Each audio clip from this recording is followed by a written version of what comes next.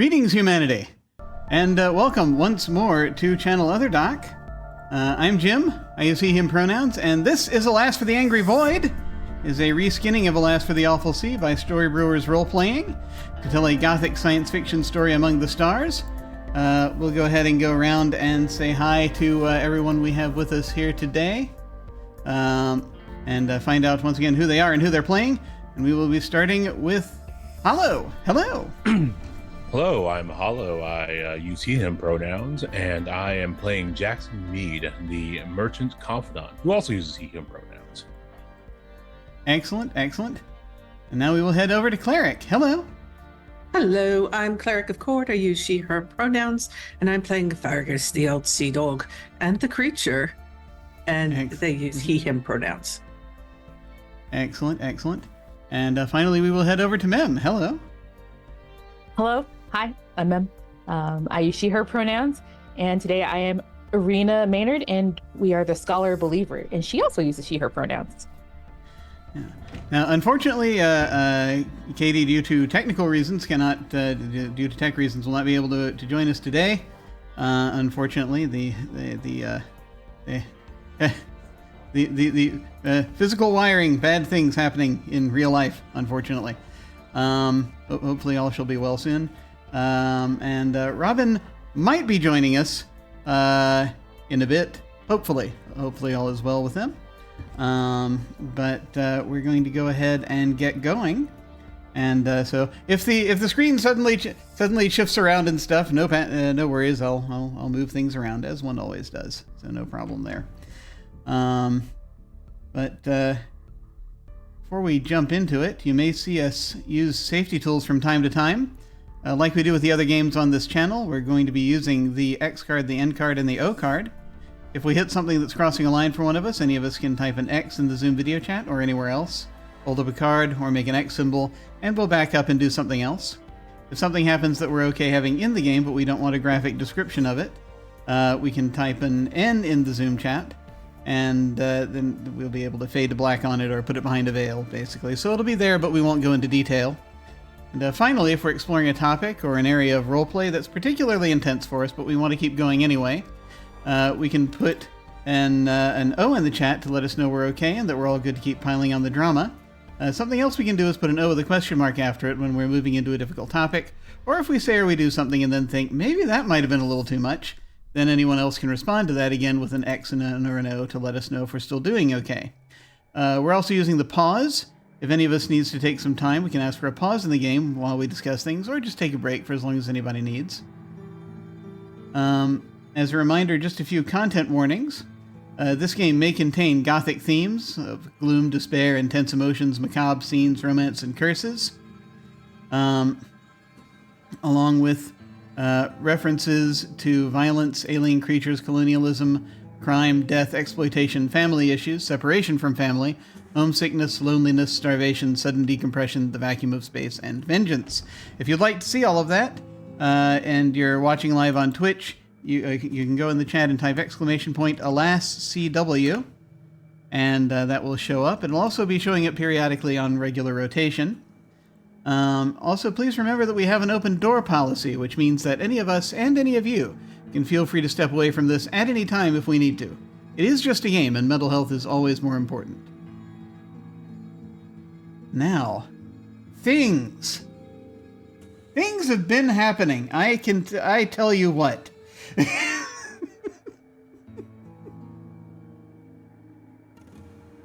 Things. The Void looks down upon the planet Metaxas with a curious eye. Its self-appointed agents from beyond are now prodding at the edges of reality, testing and listening. There's been a lot to hear. The Crown Mining Company, who rules the colony in a corporate dictatorship, has suffered the loss of one of its executives, Dr. Coy Shackley, who happens to also be married to the CEO. Shackley has been murdered, and there is one witness, Dr. Rust Worsley, who was in Shackley's office to learn more about the deadly alien virus that Rust is carrying.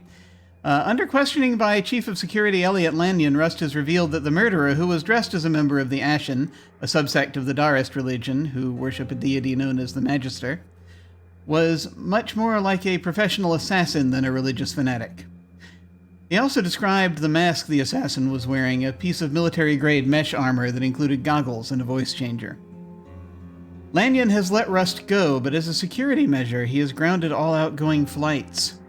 In an effort to circumvent this, back on board the CS Chimera, Jackson Mead, purveyor of canned goods, has contacted Signe Norman, a lieutenant in the Ascendancy, a group of nobles with unusual rituals and connections to a number of businesses and governments. She has told him she has a way to get him off the planet, but will require a favor in exchange. She will be meeting him in the morning. She has also let him know that a message has appeared on one of the tallest towers in the city. It says, in bright red letters, "You are in the scales of the Magister and will be judged." Jackson has, in turn, provided this information to the assassin Levitt Teague,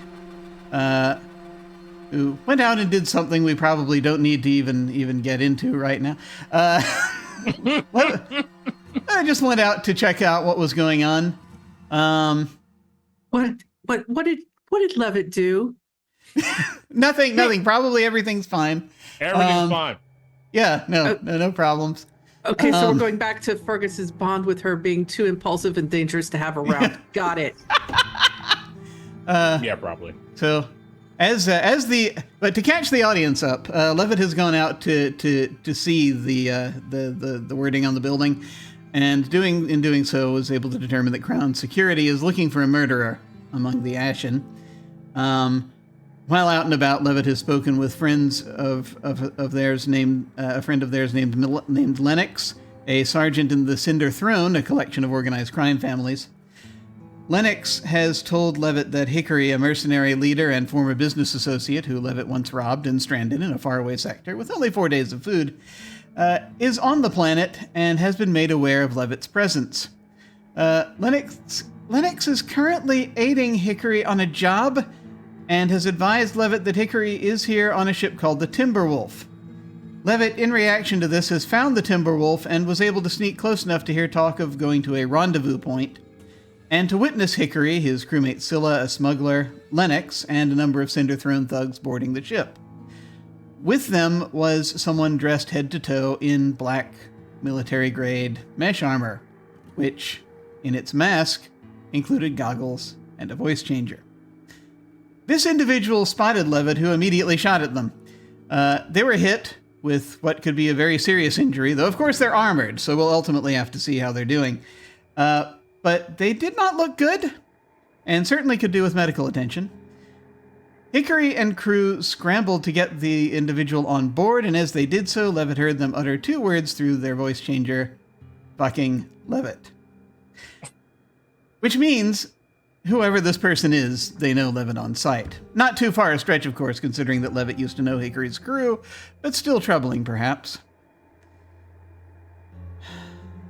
But what of the other 2 members of the Chimera's crew? The religious scholar Irina Maynard has been in her quarters reading, while Fergus, the ship's pilot, who is a perfectly normal human, has been assisting his friend Percival Fielding, the owner of a bookstore on the colony's outer ring called the Paper Vault, in preparing to leave the planet for a time, as it seems something terrible is about to happen. So let's see how things are going. As Fergus has been away a little bit longer, I think we're going to go ahead and do a thing. I have a thing prepared for this. There's this thing that folks do in PBTA called love letters sometimes, and I have written one. They're not love letters. This was written with a great deal of love. And delivered with a very sharp knife. Yes, that too. So this is a custom move that we're doing to sort of help catch Fergus up to where we are at this point. So, Fergus, you've been assisting Percival and interacting with a number of folks among the port merchants. Yep. There is a tension in the air following the events of the day, and it feels like it won't take much to push folks over the edge. Then an announcement is made. The announcement goes, "Your attention, please. All non-company departures are grounded until further notice. Do not attempt to leave the planet's atmosphere. Security will be conducting a thorough search of the colony. Please cooperate with them fully. More information will be provided as it becomes available. Thank you." This does not go over well. Important shipments are going to be delayed. There are merchants whose livelihoods depend on being able to leave this evening. Crown security is out and about hunting for something, and anyone not already long established in this place is a potential target for their scrutiny. People begin to panic. Fergus, I would like you to roll plus balance, and I'll tell you what the consequences are, basically, here. On a hit, you are not swept up in the chaos. On a 10 plus, you're going to get to pick 3 things off of a list. On a 7 to 9, you'll get to pick 2. On a miss, chaos ensues, fights break out, security guards run rampant, and Percival ends up being detained for questioning about his side business, along with a few others of your acquaintance. So feel free when you're ready to roll balance, and we will see how this is starting. I have the dice sacrifice ready to RNGesus on roll 20. Here we go. Oh, yeah. Excellent. Excellent. So you get to pick 3 items off of this list. You keep your friends out of trouble. You avoid drawing scrutiny. You learn something interesting or important about one group's current agenda. You choose which faction. And company security officers remain uninterested in the Chimera. So 3 of those. Keep my friends out of trouble. Okay. Learn something interesting or important about one of the group's current agendas. Mm-hmm. And company security officers remain uninterested in the Chimera. Okay. So this means that you're not going to personally avoid drawing scrutiny. So we will we'll see how things go. He is fine with that.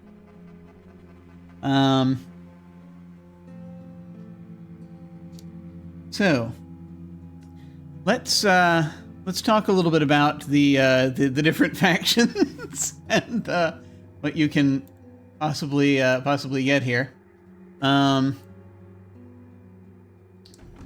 So we have just as a reminder, the factions you're likely to learn about in this situation.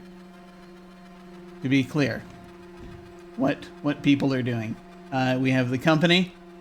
We have the port merchants. We have the Ashendarists. And we have the Cinder Throne. The organized crime folk. So those are the 4 that I'm putting forth here. The company, the merchants, the Darists, or the Throne. As much as Fergus wants more insight as to what Lovett's dragging them into,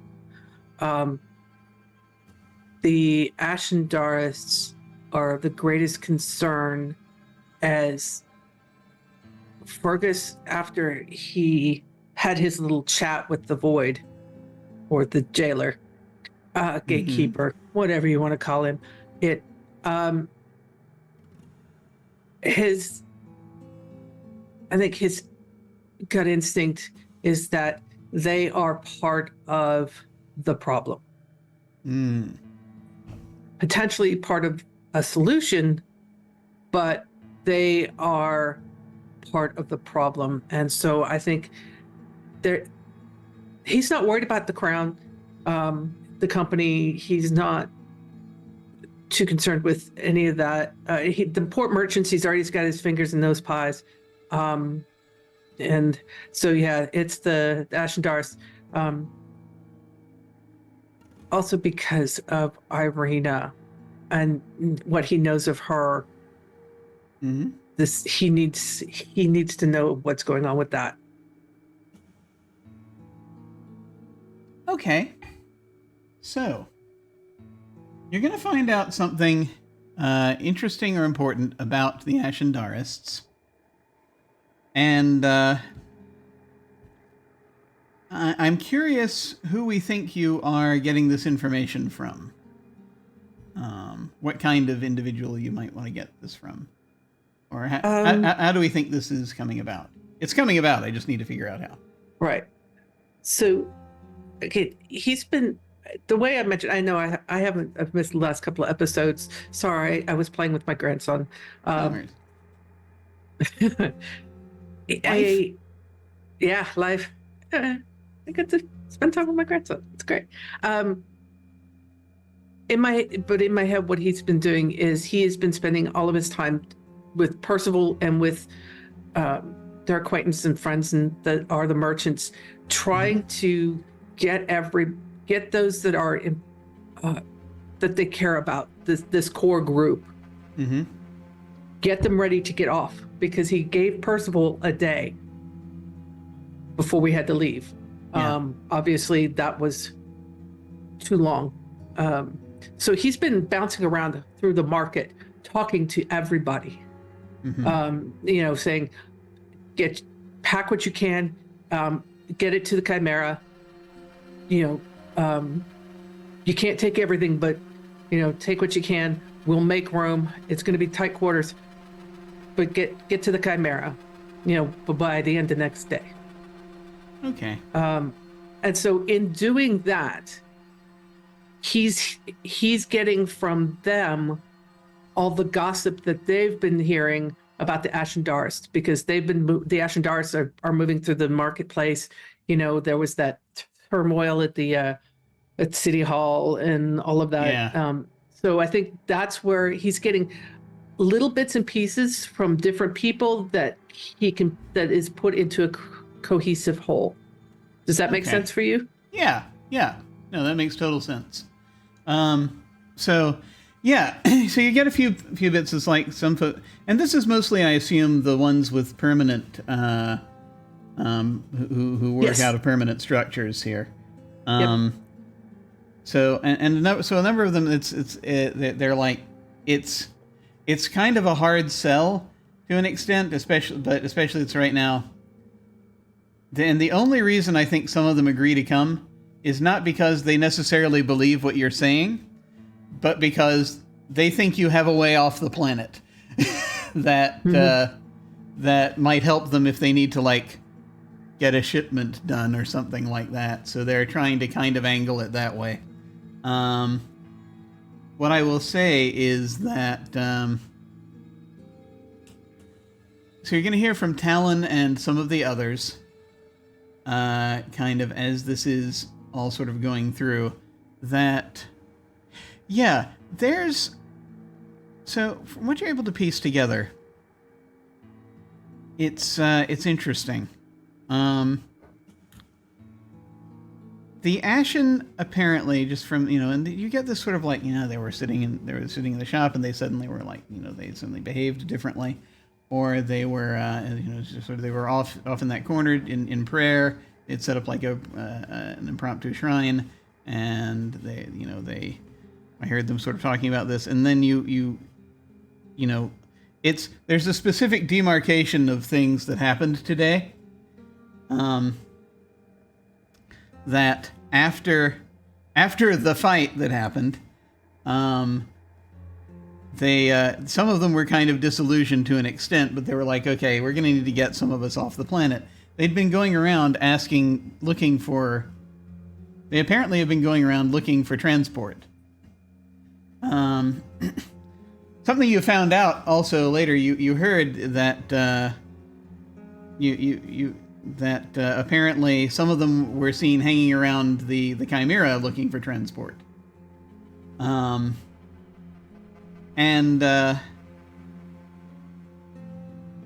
then this thing happened.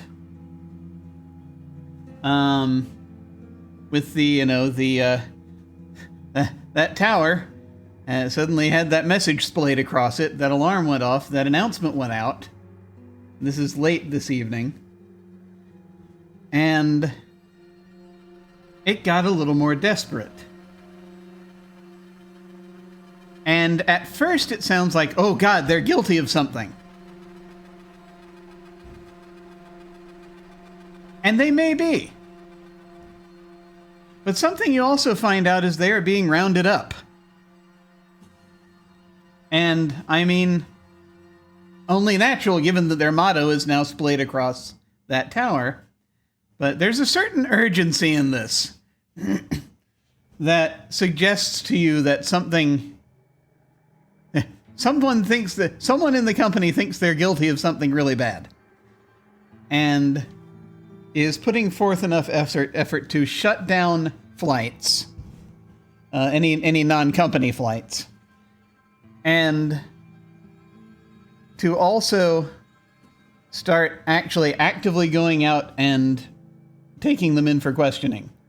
So anybody in a gray robe right now is getting taken in for questioning.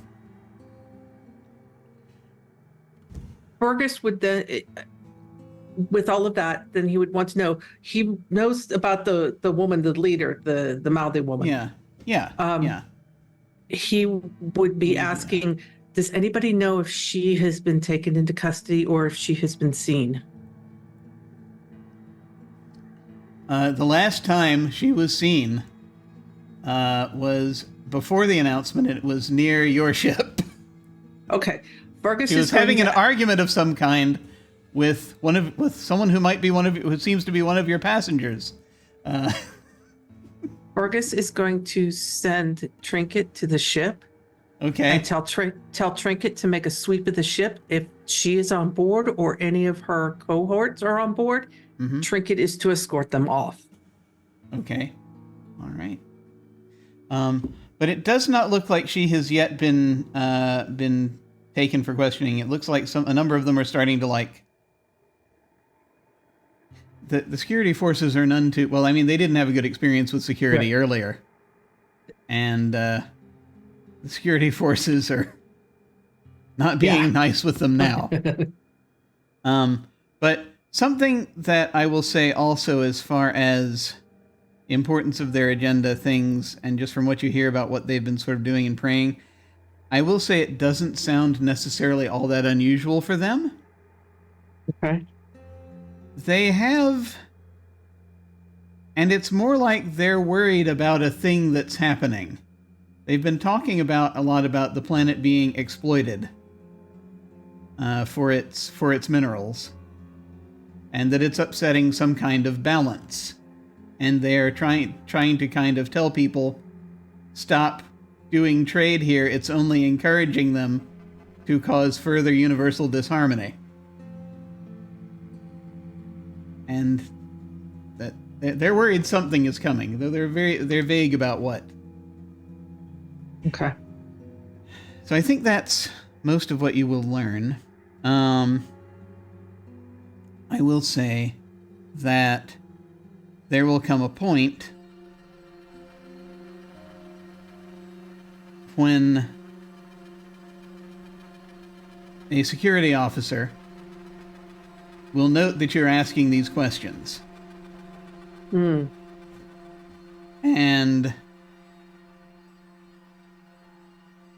they will come up to you and they will ask if you have if you've heard or seen, if there's something you've heard or seen.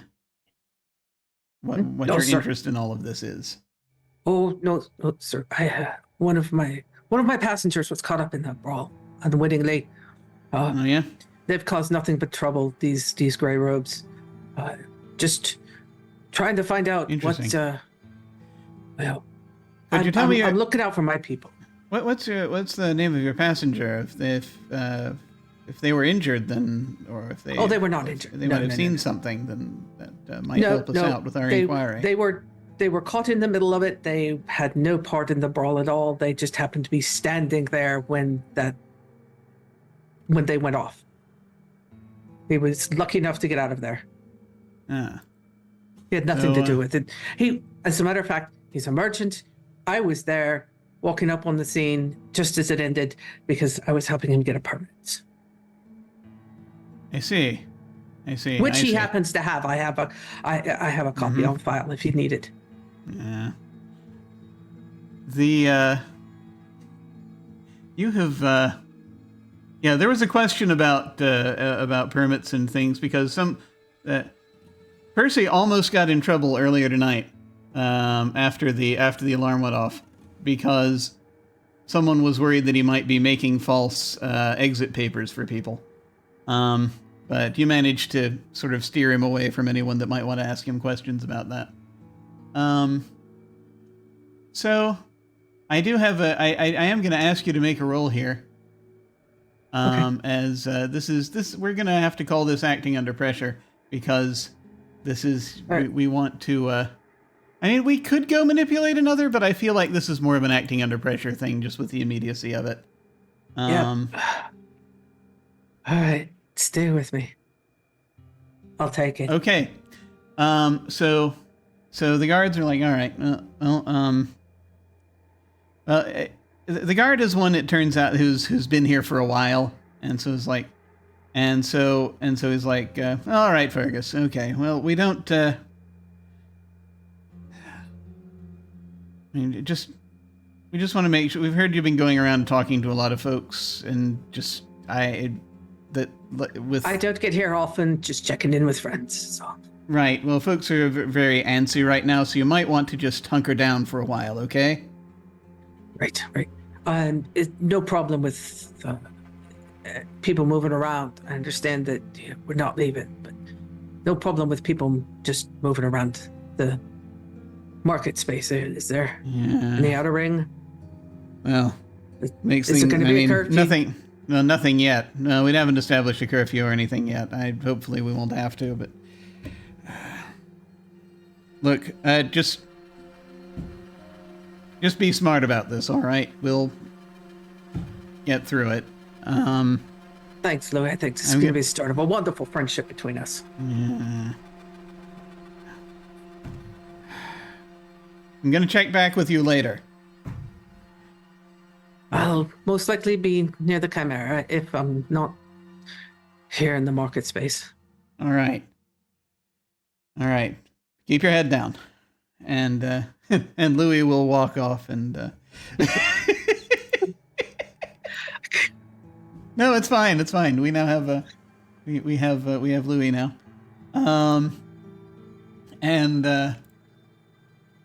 So you're heading. You sent Trinket back, and you are heading back yourself. Or what are you doing? He's heading back. He knows. I imagine Fergus already knows that Irene is on the ship. Yes. And that Jackson is on the ship. Yes. But he has no idea where Levitt and Ross are, correct? They were on the ship. Okay. They're no longer.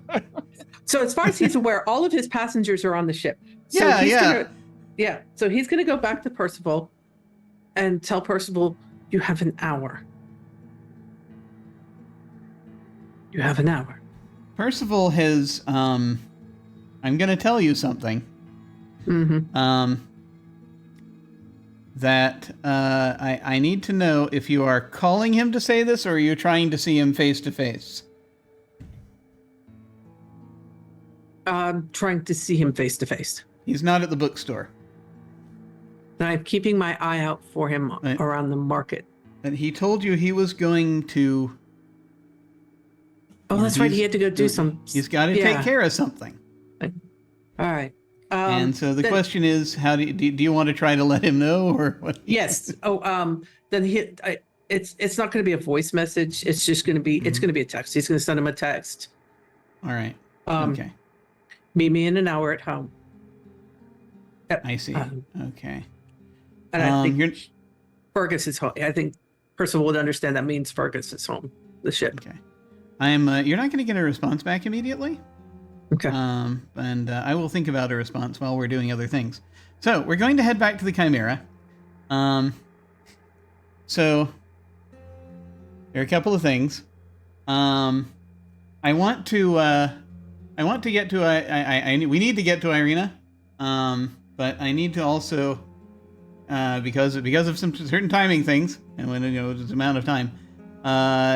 Jackson, are there was there anything you needed to you wanted to try to do specifically this evening? I think the most pressing thing was getting us potentially off the station, which I need to let Fergus know about, honestly. Okay. I probably send him a message about. Sure. Let's see here. Securing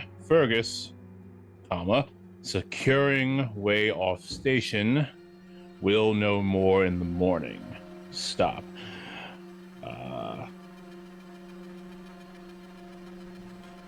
May have a visitor from Crown Security.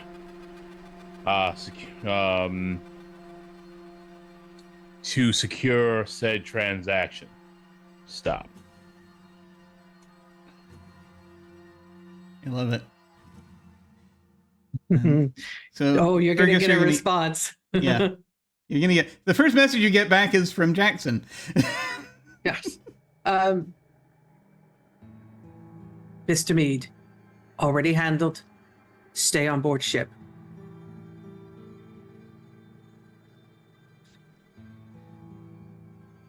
I'm going to be delighted to find out what already handled means. It means they can't keep him here. Well, hopefully not.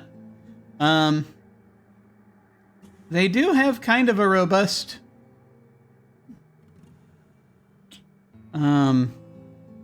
security force up there if they want one. I will point that out. Mm-hmm. But let us go now. We need to Jackson, is there anything else you want to start working on while I'm going to be hopping back and forth a little bit? Work on is not leaving the ship because if Fergus says not to leave the ship, I just don't want to go through all the rigmarole of Fergus, yelling and because he doesn't actually yell. He just it's like parent yelling. He's disappointed. Oh no, we can't have that. I don't want to deal with that. And while Trinket glares, you're going to see. Yes, the cat is going to. The horrible orange cat is going to pad in just after this and just sort of stare at you for a moment. I'm not going anywhere. Just. It's going to back away and start looking around. The next thing after that would be while Jackson thinks that Fergus is capable, when Fergus says he's got something handled, it's old man handled, which is I'm gonna do what I want, which is not really what we want to do. Fair. They ain't stopping me. I'm just gonna bust through them flight gates. Oh God. Oh God. So I just need to Jackson will be cleaning his space, his like the little foyer right outside his quarters, and cleaning his quarters and cursing under his breath just a little bit and wishing he could put Irina in a gray robe and get her off the ship. Oh no. But even she's not that awful. Oh my God. I will tell you that just as my duty as a GM, I will remind you if you no need for you to take advantage of this if you don't want to. But one of the things Signy did mention was that if you needed exit sooner, she might be able to do something. But I wouldn't get my goods. But you would not get your goods. That is true. That is probably, But that's only if you want to. You don't have to pursue that, but if you do, I won't pursue that because Fergus has people. I'm vaguely aware that Fergus wants people to leave, so as well. It's a whole thing. Yeah. Okay. So All right. things are happening as soon as they need to. Hopefully, Okey-doke. we don't have to have the old man crash through the gates. That's going to be really interesting. Okay, we're going to then head over to Irina. And so I'm going to presume, Irina, that you have been ensconced in your quarters reading. Is that correct? Well, first she was, mad Oh. and had to like kind of devile herself. Understood.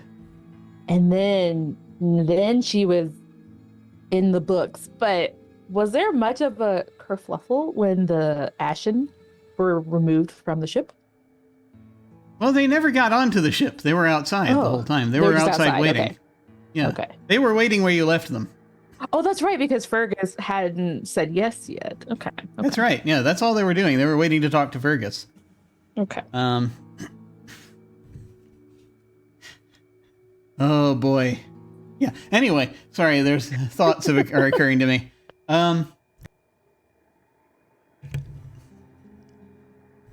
So yes, there's going to come a point during your reading that this klaxon is going to go off, and the announcement is going to happen. Do you think that is the kind of thing that would likely interrupt you, or would you just keep reading? She would definitely pay attention and then become curious, because she is pretty like single-minded and focused on her own thing. But this is also getting in the way of her research a little bit. And so now she wants to know what the next steps are, what comes next, what are we going to do? So perhaps she leaves her room to go mill about the ship to find someone to ask questions. Okay. So I need to figure out, you had about an hour to be able to start looking into this other book before the klaxon went off.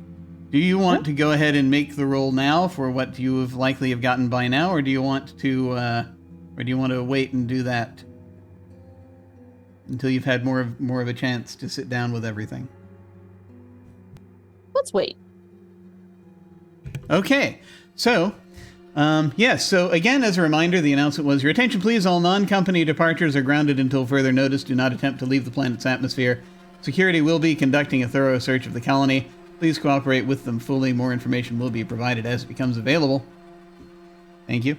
And to your knowledge, so you finally get out and you're walking around the ship. The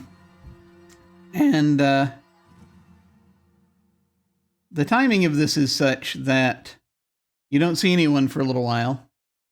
As you're wandering around the ship, you're probably going to see the first individual you're going to see. Let me just do a thing here real quick. Oh boy. Yes, where are we? Are we up here? Yes, we're up here, I think.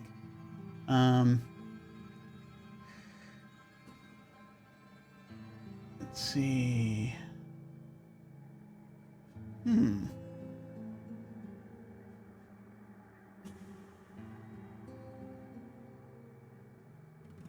Yes. So you see this gray, bedraggled cat. You see Trinket. First.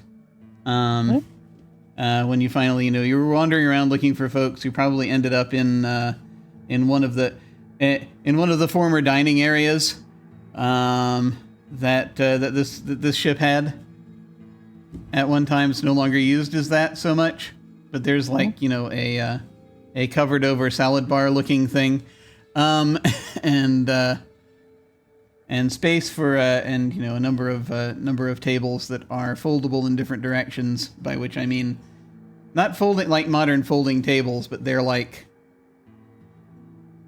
I almost want to call it like programmable matter tables, where you can like just sort of, they can make different configurations.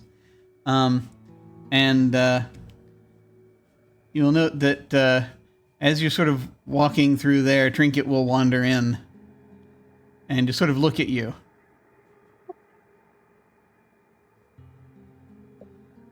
Is Trinket looking at me in that way that cats have when they're like, there's a problem? Yeah, kind of. Yeah, they're more like just sort of. You're just sort of nodding. Okay. As they see you.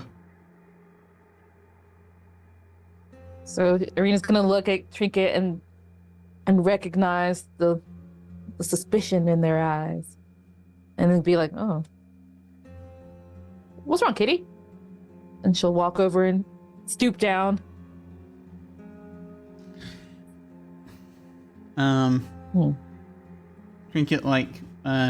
Trinket turns their head and sneezes, and then will come back, and they're gonna pad out. They're gonna turn around and start padding out down the hall. Irina will follow. So, yeah, you're gonna know. They take you up to where the captain's quarters are, and just sort of around that area, and just sort of past a couple of things, and you're realizing that you thought that Levitt and Rust were both aboard the ship, but they're not aboard the ship. And now, just sort of, you're not too far away. The only other person that you have noted that's on the ship at this point is Jackson, it looks like.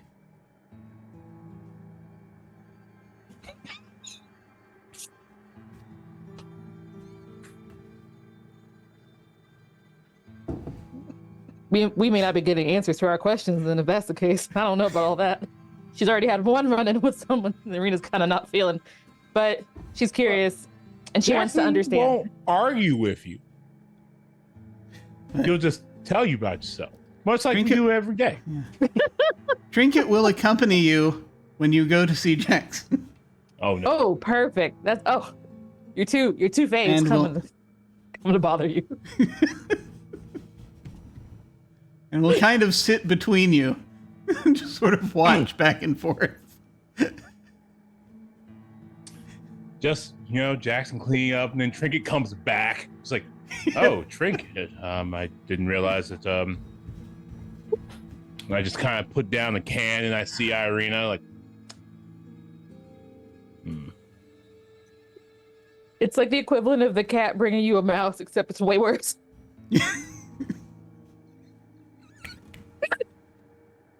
It's me. Irina kind of flounces up and it's just like, Do you know anything about that announcement? Yes, there was an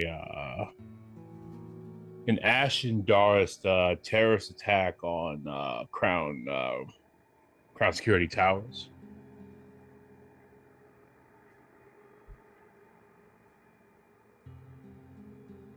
Someone, I can only conjecture that either that somebody was killed, or someone was taken, or something of great importance was taken. But given the nature of the station lockdown, I'm sorry, the planetary lockdown, I'm veering more towards murder or stolen murder. We Darist aren't known for our use of such extreme violence. I think all the black eyes in the promenade say otherwise, but I said Ashen Darist, so you aren't one of those. I respect the fact that you aren't a gray-robed person. Do you? I do. I understand that you have limits to what you are willing to do, or what you will, or what you won't do. And these people are extremists. I do understand that. Just because I don't agree with you does not mean I lack understanding. I just don't. I think you're all off base.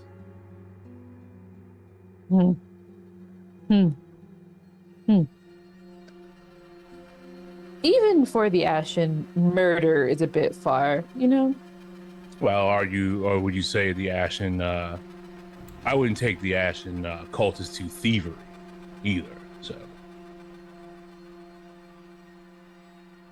perhaps it isn't thievery so much as recovering items that were taken from them long before. So it matters perspective, but murder is typically murder, and so I don't know that. There's also the context of that they have been protesting heavily about the usage of the planet's minerals and materials, and claiming that there's some sort of unbalance in the planet. So if someone's not listening to you, extreme violence is usually the next step. Perhaps. But typically not part of the Darst way, even for the Eshin. If they were riled up enough to start a brawl, who knows what? Also, the argument with your friend was quite explosive outside. They seem jittery. Something's wrong. Yes? Something, yes.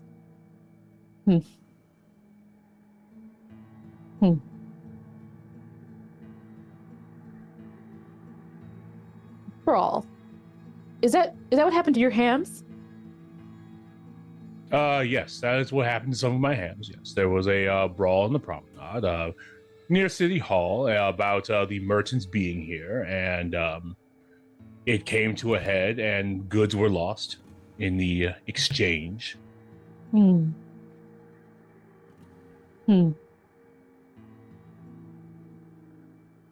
Okay, well. Not a pugilist myself, but I did get very good at ducking, weaving, and moving away from the center of explosive violence. You know, that feels about right. Trinket's nodding. It's not even an insult. I am unmarred. I'm annoyed, but I can recoup.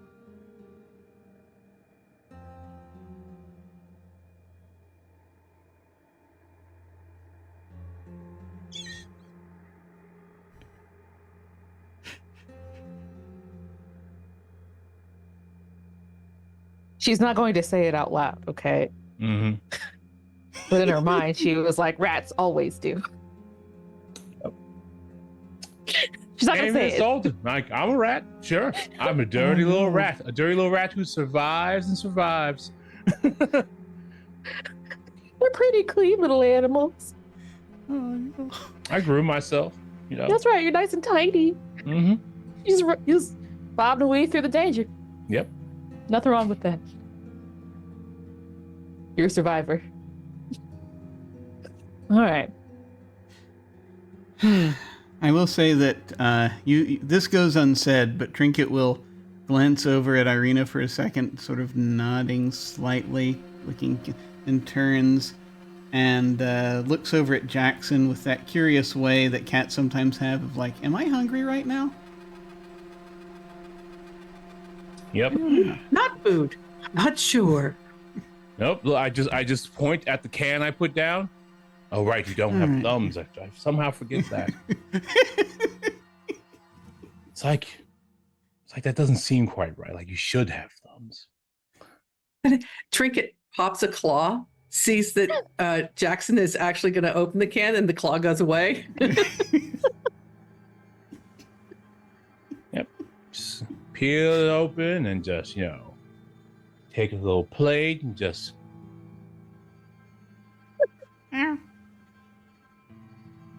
Trinket is eating the ham. Did Trinket just leave me here to get ham from you? I think any opportunity to get ham from me is a good day for Trinket. So any excuse will do. Excuse. Okay. But have you seen Fergus? I'm wondering how this will hold us up. Fergus told me to stay here. Last time I saw Fergus, he was taking care of some business with friends, old friends on the station. Mm-hmm. I'm sure that Fergus would like us to stay here because if we could be departing at any time if we manage to find a way to depart. Yeah, that seems to go against what was said in the announcement, but... Well, Fergus is quite sure that he's got a way to circumvent all of that. I'm sure that way is just taking off. seems like perhaps that'll ruffle some feathers. I'm securing a non-takeoff, just taking off way of doing that, so we don't get shot at on the way out. They do have autocannons. And what way are you securing? I have a contact at Crown Security who is seeing if they can procure us a company pass to leave. Oh. Because company ships can still conduct business and leave as they will. Okay. Do you work for the company? No, I just in my business here and there, I've made a few friends. Surprising.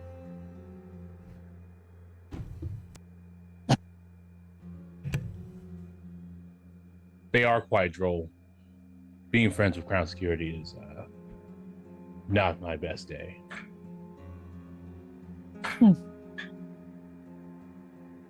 Well, it seems like they have their uses. But speaking of friend making, record keeping, how's that going with your colleague? Colleague. The very loud one. She.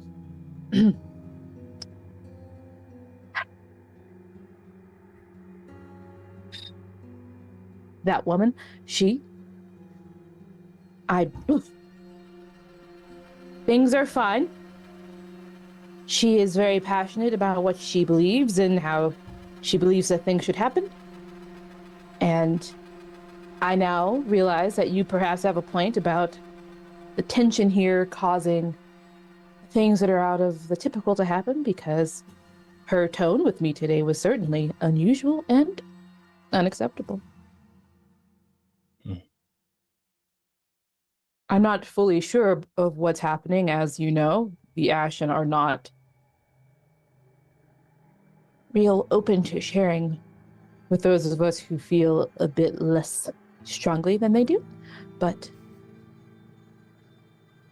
I am worried, but not so worried that I want to stay here. It seems very important that we leave this place. And I will learn from afar. When you were speaking to her, did she give any sort of indication as to what they needed? It seemed like a lot of them were hanging about the ship, like they needed passage, maybe. Yes, they did want passage, and they were, in fact, waiting, last I saw them, for Fergus to speak about passage. They are, as you said, angry about the use of the planet's resources, and that there's some problem with the balance.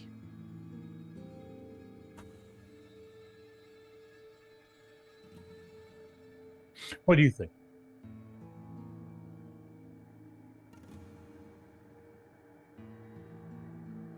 I think they think their idea is true, but obviously there's something happening here, and perhaps they aren't wrong. I'm not fully sure, but also I'm not going to find out by staying here and dying here.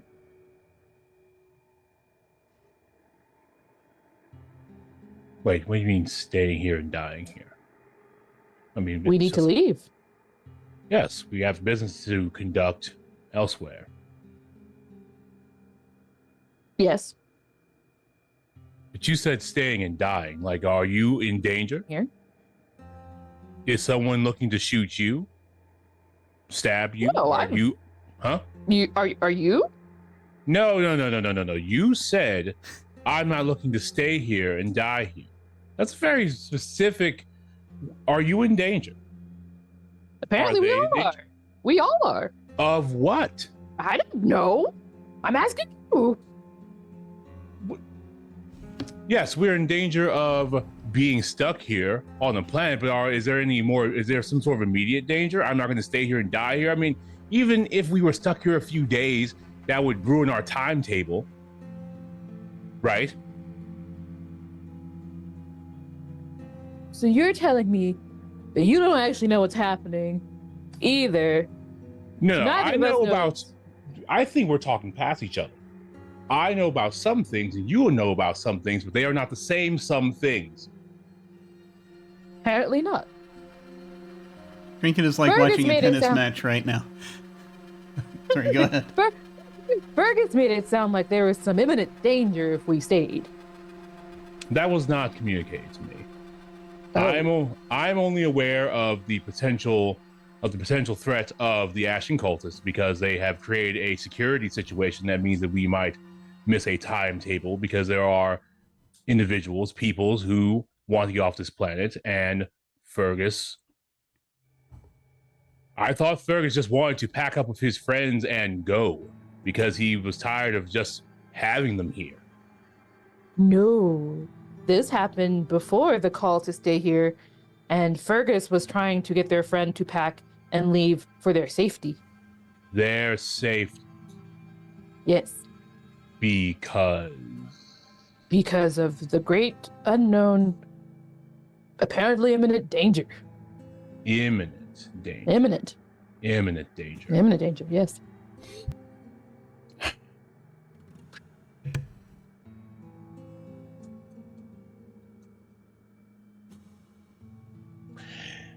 Am I in imminent danger? Stop. J. Mead.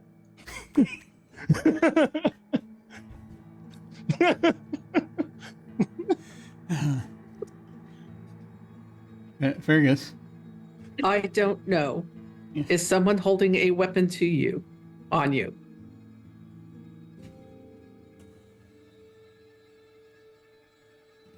Koi does not look good on you. Stop.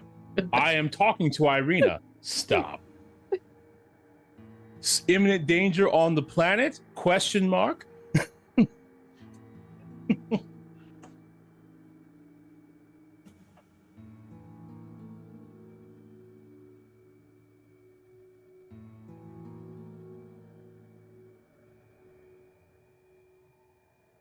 Yes. Tell no one else.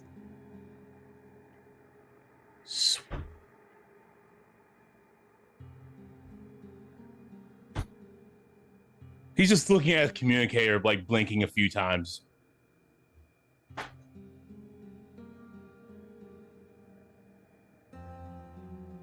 I'm just going to assume it's something awful. Fair.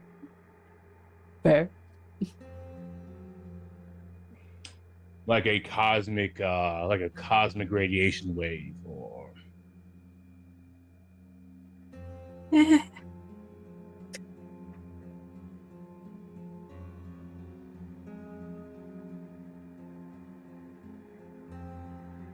Irina's just kind of watching all of this, like, more Dars. No. It's actually a serious, life-threatening situation. Or Fergus wouldn't be this way. Fergus only reacts to real things.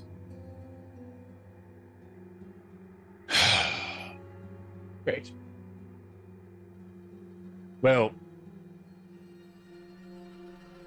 I would like to point out, if you haven't noticed, that the Darst are warning of something, and some grave danger is now upon us. So perhaps, I don't know, but perhaps it's the same thing.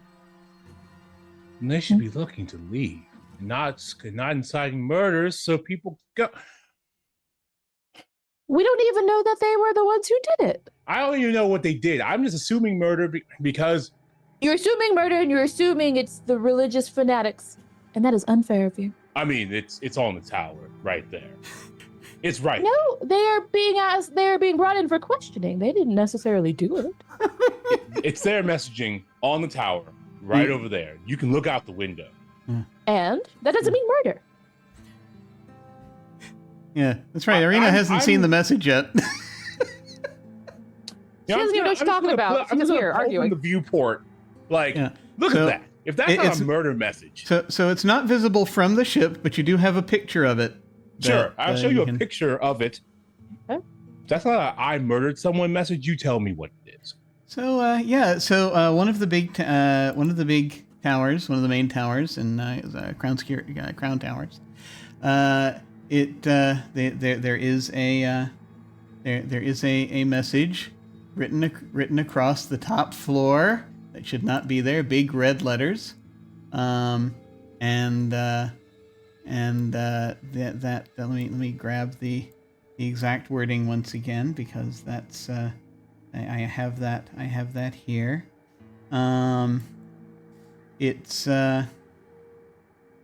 You are in the scales of the Magister and will be judged. The Magister is one of the names, of course, of one of the deities, and one of the things they're called by different groups, and the focus of the Ashen cult. So, this message doesn't necessarily mean murder. As a student of advertising, that screams murder to me. It screams, you will be judged. Your actions will be called into question. And there will be justice meted. It doesn't necessarily mean murder. Okay, and why can't we leave? I don't know. Also, we also within we were within 20 meters of Levitt. I mean, a murder is just bound to occur. Also, I should probably point out that just by the by, Levitt isn't here, and neither is the doctor. For all we know, it was Levitt. I wouldn't put it past him. No, she was about beforehand, but Levitt isn't here. Here's the doctor. I should probably tell Fergus that. Fergus probably doesn't know that. Well, he might, but I should make sure he knows. No doctor, no Levitt. Send.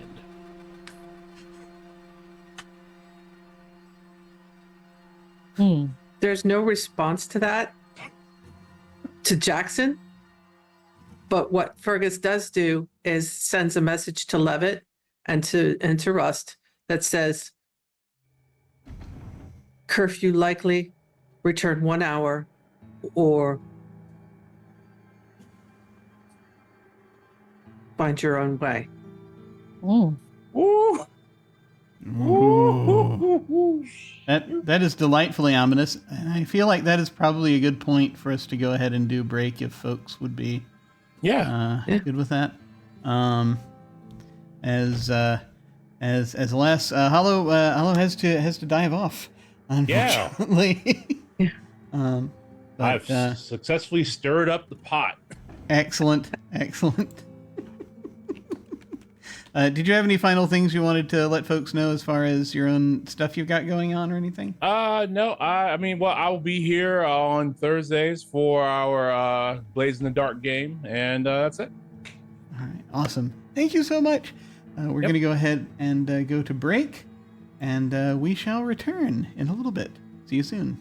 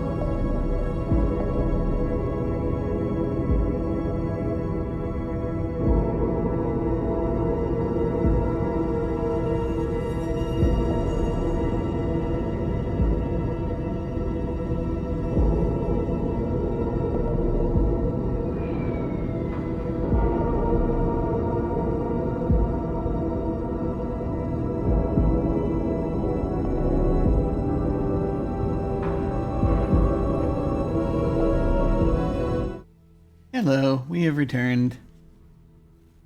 So we have a few more things we can do at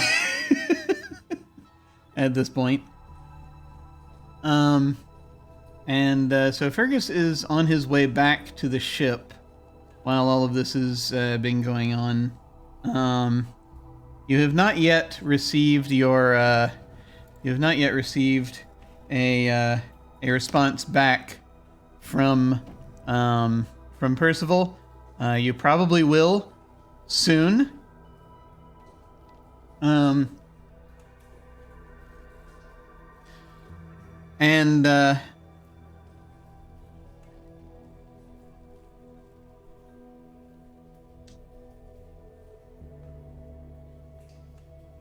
think that Jackson has probably had enough of things for the moment and has probably gone to his quarters. Irina, is there anything you would like to be doing at this point? Nope, nothing for me at this point. Okay. So I think we're just going to say that Fergus is going to make it back to the ship. Let me think. There was a thing I was thinking of doing. I don't want to do that yet. Fergus has made it back to the ship. With this box in tow that we were speaking secretly of a few moments ago on break. And so you will note that so when Trinket comes and meets you, Fergus, they will let you know in the way that they do that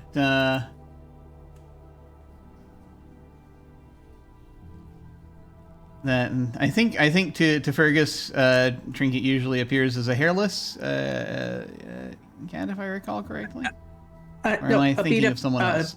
Yeah, that's someone. I think that's Levitt. Might be Levitt. But no, to Fergus, you're right. Trinket looks like a beat up old alley cat. You know, there's scars. Ears partly chewed off. Oh, I had the. I'm sorry, I had the descriptions one. In my spreadsheet, I had I've written down what Trinket looks like to everyone, and so I earlier described Trinket as gray and bedraggled, but that's what you said with that's Fergus's description. Yep. So for Irina, that should be a small, sweet tortoiseshell cat. Yes. My apologies. I had that. Everything got shifted up a column for some reason. And yeah, hairless Egyptian is how Levitt sees them. Okay. So you see this gray bedraggled cat, basically, who will indicate to you in the way that it does that Irina and Jackson are on the ship. Levitt and Rust have not returned.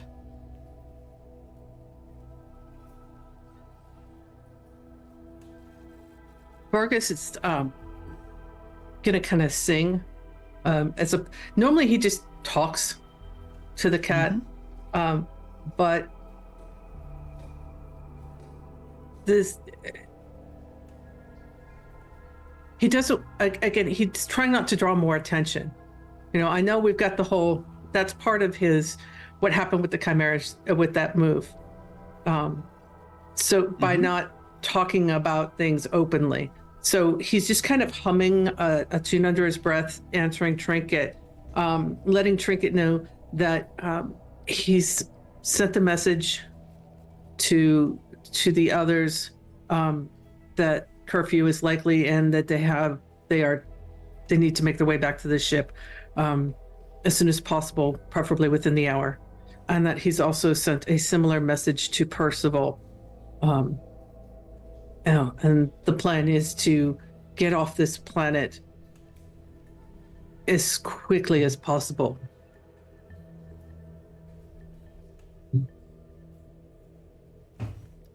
And Trinket acknowledges this.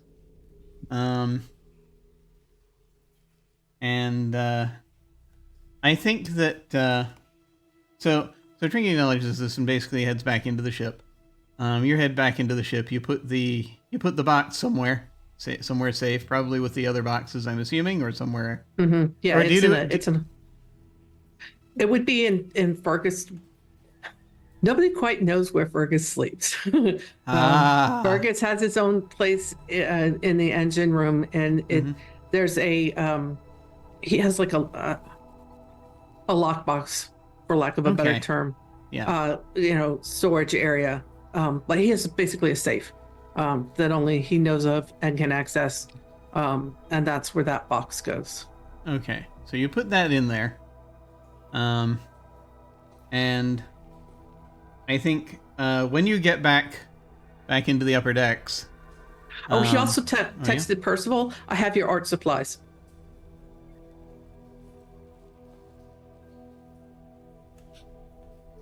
You will receive a text from Percival. Where are you? Home. Okay.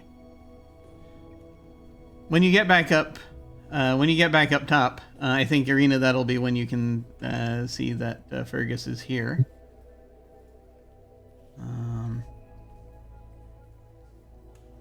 Have you had any problems?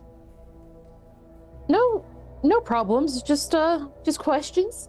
I'm a bit confused and honestly a bit concerned about what's going on here and how no one knows exactly what's happening. I wouldn't say no one knows. Well, you know. I have an idea. Care to elaborate?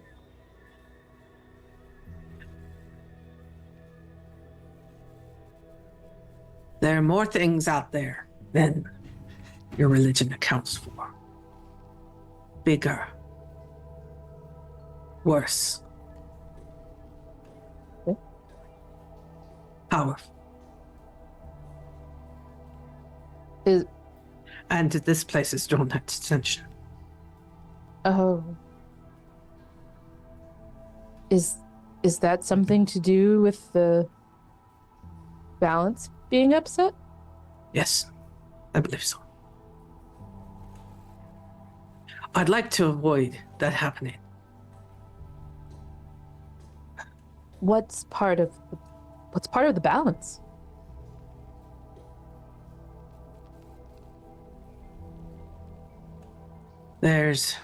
Sorry, now I have to go back and look at my notes. Yeah, I got mine open, don't worry. Okay.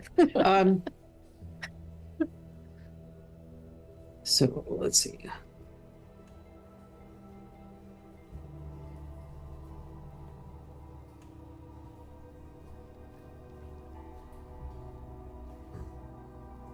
We have a few chances. Small, but a few. To keep something unimaginable from being let loose. But I don't know how much time we have. And we can't do it from here. When you say we, yes. Is that humanity? No, us? I mean us. Us. Okay. I'm gonna need your help.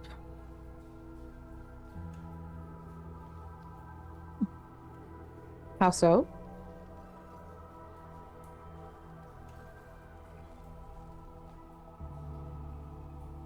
There's a place of veneration and a brother to what gave me the warning. And there are schemes around. Might be able to help this brother. And if I understood correctly, it's the... and I just lost the word.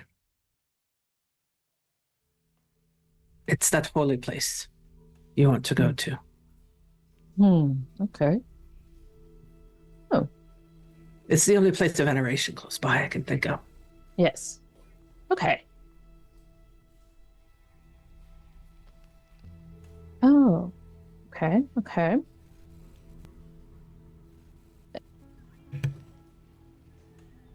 And what do we do when we...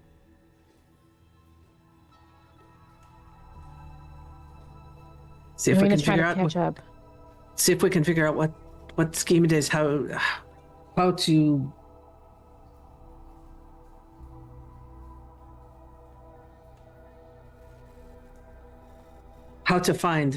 how to get their help. I don't know.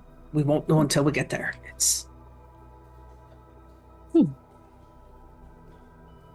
all a little mysterious. The void doesn't often speak plainly. The void speaks to you?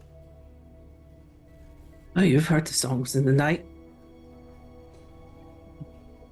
Didn't know you heard the songs in the night. Okay, okay. Good to know. Fergus will sing one of the songs. Oh. Just a little tidbit. Just a few measures. I'm curious. Mm-hmm.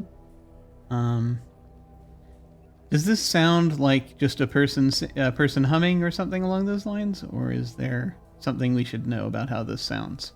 To most people, it would just sound, again, Irina has heard Fergus humming to himself, kind of singing under his breath as he wanders the ship.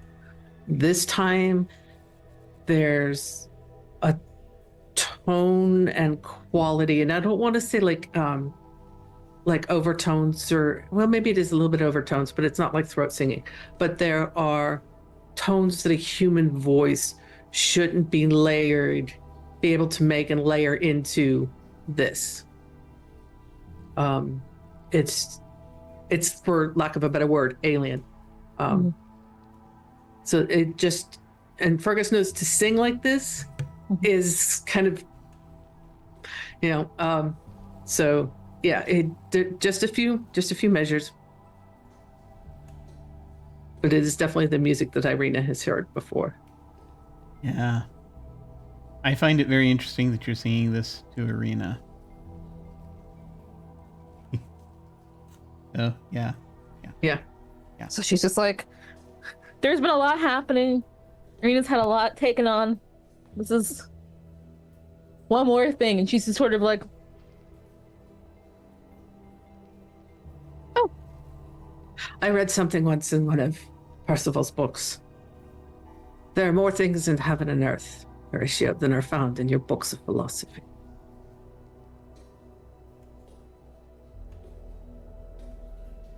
Very true. But, so, who are you exactly?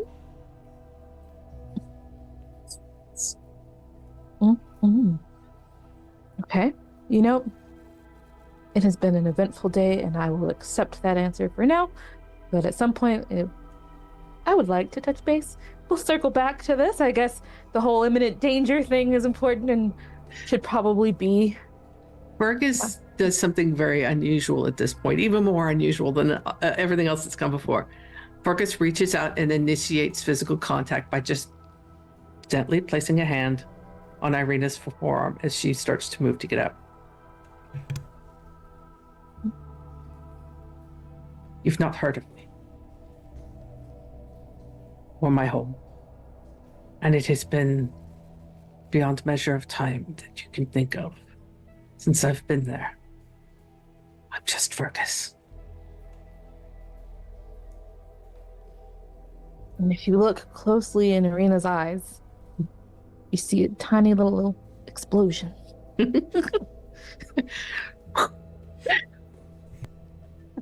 Now, I do have one question before you go, though.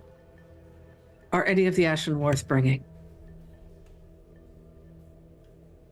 I'm not keen on zealots and terrorists. I think they are all that the Crown's security is claiming they are. But nor are they innocent. they've played their part. I would like to believe that there is enough good within them that they are worth a chance to escape whatever this possible unspeakable horror is. However, if their tactics have changed to be anywhere near as bad as what it seems they are currently, then I personally would not advocate for them coming aboard. Have you met one that you feel would be worth?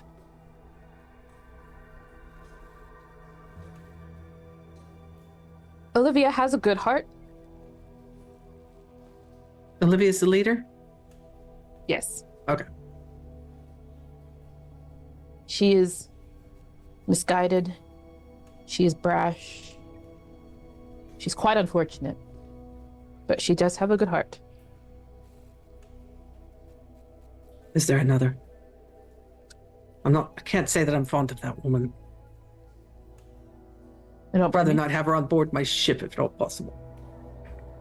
There were some others outside the ship a while ago. I don't know anything of them, but perhaps one of them.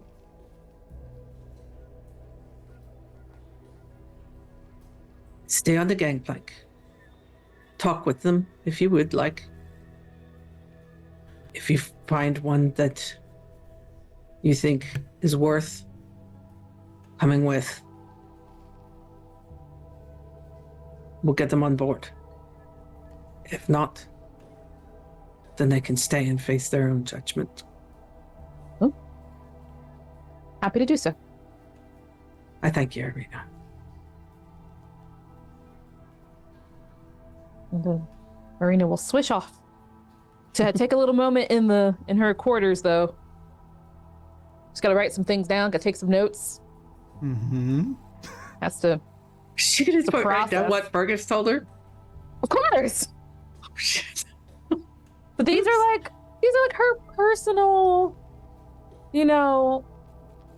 well protected notes and things as part of her research and all that information. But also she recognizes that this was a private conversation.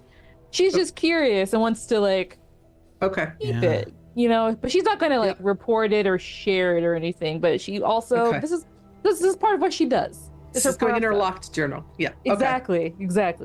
Fair enough. Yeah. She's like, we gotta think about this later. We have the imminent danger business and the unspeakable horror, but also Fergus is beyond time. So we gotta think about that later.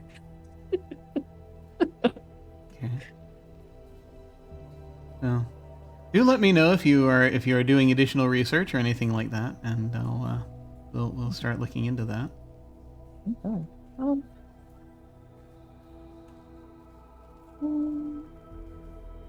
Let me think about that.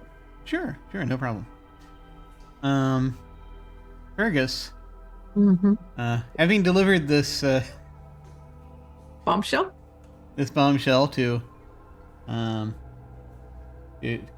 individual whose field of study surrounds a good portion of which is why Fergus, what you've just talked. Based on what he's observed in the last 12 hours or so of this day, Irina seems the one most realistically able to cope.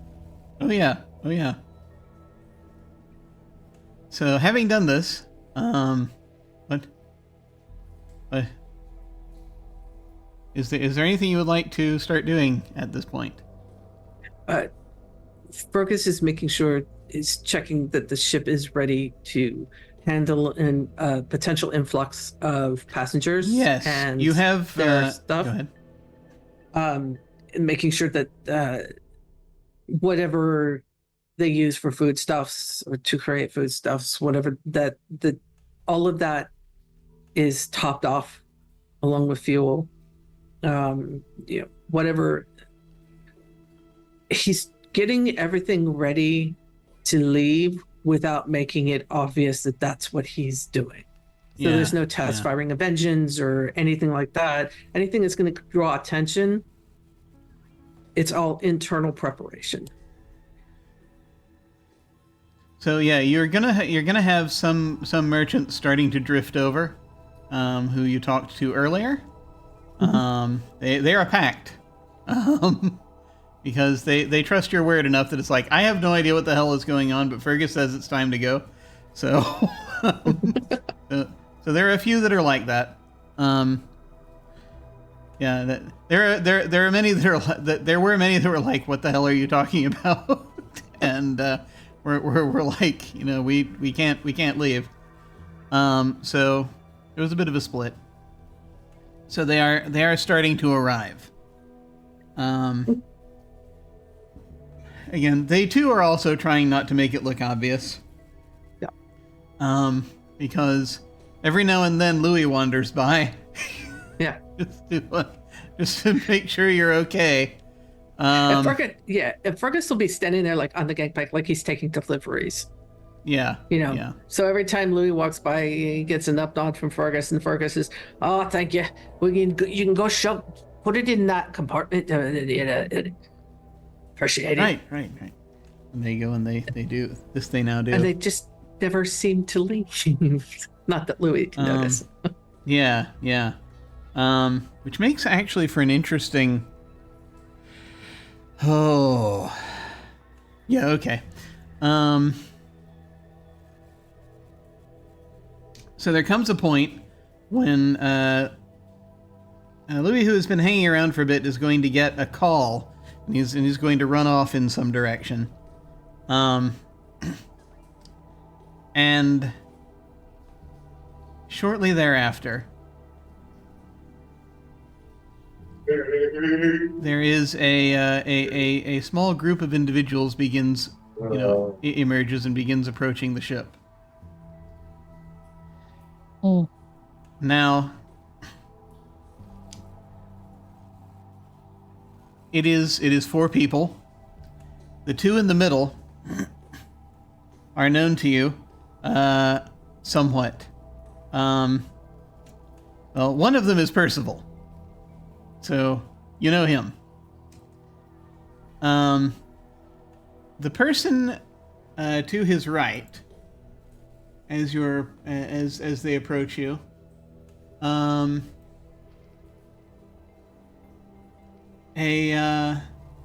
sort of a darker skinned individual. She looks like she is probably middle-aged or roughly, somewhere around there. And she's wearing fairly nondescript sort of black clothing. And the 2 sort of bigger folk, just sort of big muscly sort of folk that are on either side, are similarly wearing fairly nondescript clothing. And the thing is, this is probably somebody you would recognize. But with whom I don't know if you've interacted with them before or not. Because this is one of the lieutenants one of the major. This is someone who basically, locally on Metaxas, is in charge of the Cinder Throne. You remind me what the Cinder like a major Throne. Lieutenant. Cinder Throne. I'm sorry. Group of crime families. Oh, the Mafia. Organized crime. The Cinder Throne organization, basically. Okay. It's basically much like in real life. It's sort of descended from these noble families who were disenfranchised a long time ago. Okay. And this is someone who is in one of those lines, essentially. So, not like the absolute boss of the whole thing. This is more of a lieutenant, but is nominally in charge of a lot of things on this planet. When it comes to the underworld. Okay. obviously they're trying to be nondescript about it. Yes. And they're, given how chaotic things are at the moment, just in general, not too difficult. Okay. Um, Are there any other merchants still left trying to getting on board? I mean, the ones who showed up thus far have been able to get on. Okay. It's not a huge number of them. Yeah. Anybody that's still standing around, any of those people that came to get passage, Fergus just kind of sends them on their way and Okay. says, check with Trinket. She'll get you sorted. Check with the And then he captain, okay. They do. will set his the tablet that he's been using, which is not his comm device. We'll set that aside. Walk just to the edge of the gangplank, but not step onto Metaxas proper. He's staying on board on his ship. Mm-hmm. Walks just to the edge of the gangplank. Percival? Hello, Fergus. And he does not look like he's been harmed at all. Yeah. And he looks at the woman and says, ma'am. He knows who she is. He's not going to address her in any way other than ma'am. Again, Fergus likes to fly under the radar when it comes to all of that. Anything that might be construed as political. Yeah. So he's just kind of, ma'am. And I actually will tell you, because you know her name, but it's not being said. Her name is Zenobia Quaid. But she will look up at you, sort of with her arms crossed. Very busy right now, I see. Just taking deliveries. Nobody can leave, obviously, but still, might as well get prepared while we're waiting. Of course. Well, we've got. I've had a lot of business recently that I've been having to deal with, and it would be a terrible shame if I had to do it without my best document processor.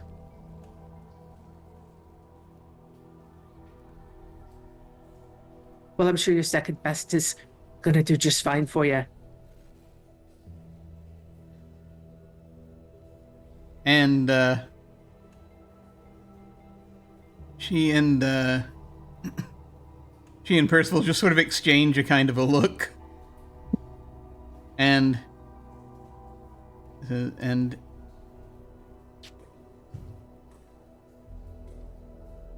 he's like, I think, and he's saying this without looking at her directly, saying, I think that perhaps it would be good for you to get away for just a bit, maybe, just to see sort of what sort of things I'm going to be working on in a little bit. And she says, that's not really an option for me. He says, I think that it would probably be very much in your interest and in everyone else's interest. It's healthy to take a break. And to get away for a little while.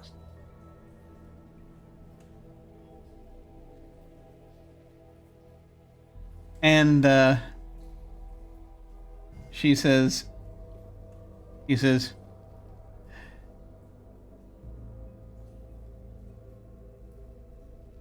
You got a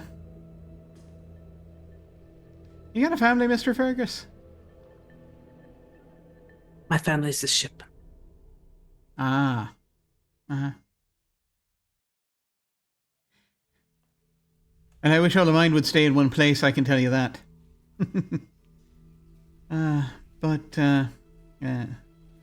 Probably a damn sight easier managing your ship. Yeah, it has its moments. See, I got obligations. And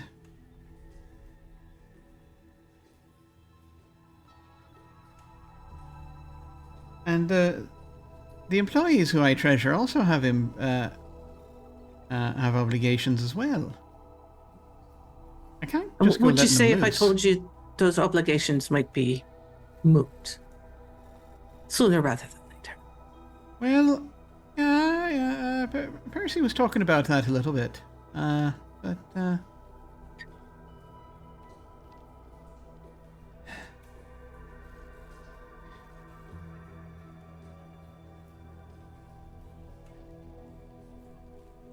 the thing is, we don't know. And we don't really know enough to really say what whose obligations are going to be moot in a bit truly. We don't really know. And as someone who's got obligations to a great many people, I have to give them better than a hunch. Just a blind hunch, you understand? I do. If you would, perhaps if you would just consider maybe just getting away for a day or two, just something along those lines. And she's like, she smiles a little bit and is like, you know, when you work for yourself, it's really hard to really choose your hours because you think you can, and then you get obligations, and it's really difficult. Miss Quaid. Fergus beckons her closer. Let me know, by the way, at any time if you want to try to read anything about what's going on here. But they will. She will approach more closely. He doesn't step off his ship, off the gangplank, but he does lean forward. You ever swatted a fly? When I need to. This planet's a fly. I prefer not to if I'd rather not. Go ahead. This planet is a fly. And someone is wielding a fly swatter. How do you know this? And he looks at her and just raises an eyebrow, and his eyes start to get a little bit bigger, and the black starts to leak just a little, and in a blink it's gone. Okay, so I'm going to ask you to do a thing now. Do you want me to? This is who I am? We could do that, couldn't we? Yeah, you're doing that. Yeah. That's the thing. Yeah, I would call it an surprise, and I'm not trying to surprise an enemy, really, because he doesn't want her to be an enemy. Yeah, this is but more there's of definitely danger here. Yeah. No, I could see. No, I can definitely see you using that for this.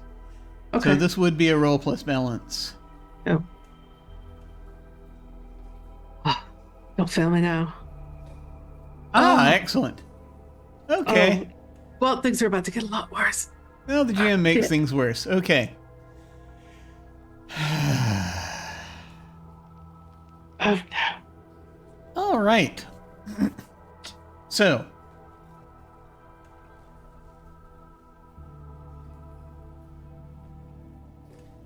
Let's see.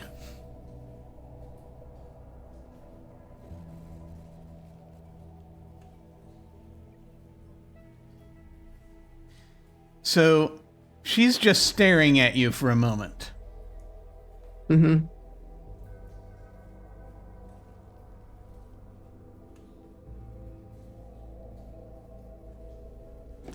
And I think that she is...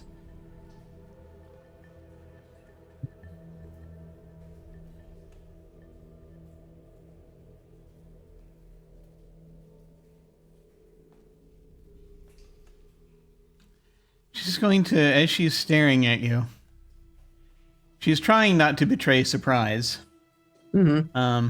When you're met with something like this, though, it's nigh impossible to do that.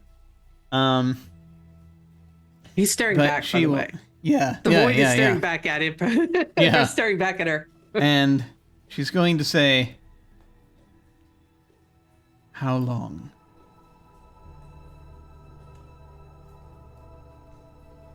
Day, maybe a few more. A week at the most. And what do your people want? It's not my people. I just got a warning. That's all. No. No. And he looks up at the moon.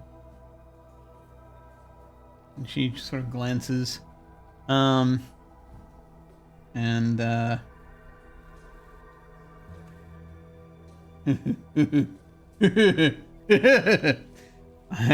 try. Jim quickly does a little bit of mental arithmetic, see if he can how much she knows and all that. Okay, got it.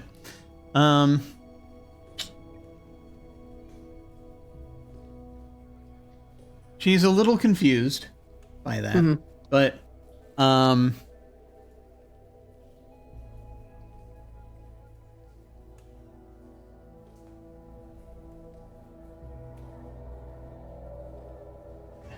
she's going to look at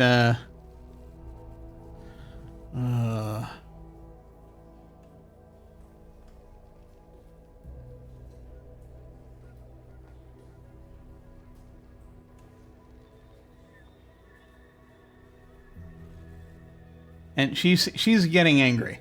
That's clear. As and he's she looks up standing and there she just says, relaxed.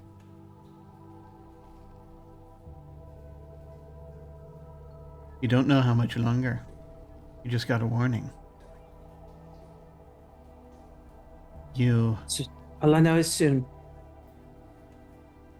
You don't know what numbers are coming. You don't know, but you just know that it's soon." Soon. And there's more than one. More than what? How big? How big are we talking here? How big can you imagine?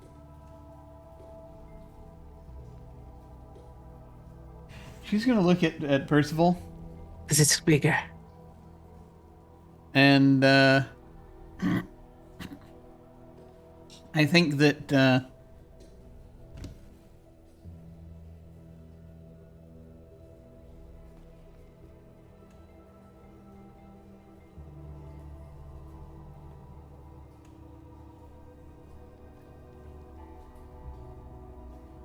and she sort of looks up and she says, "Now.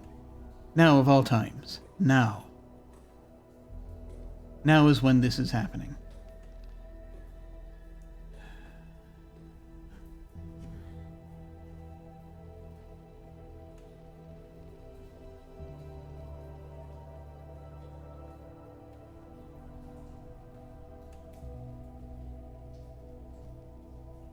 Things get worse. Yeah.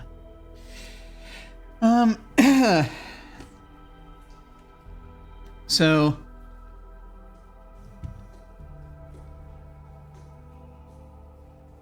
she leans forward and says,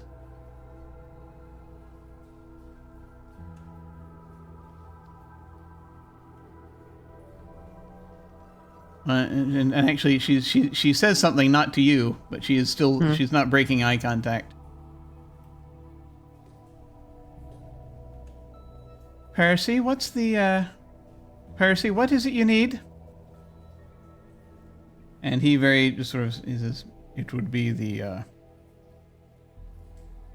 document imprinter."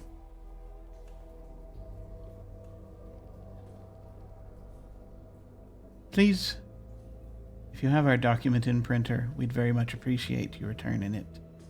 It seems it's rather vital that we have it now, given the circumstances and all. Given the circumstances, you may walk aboard this ship with your two men and Percival.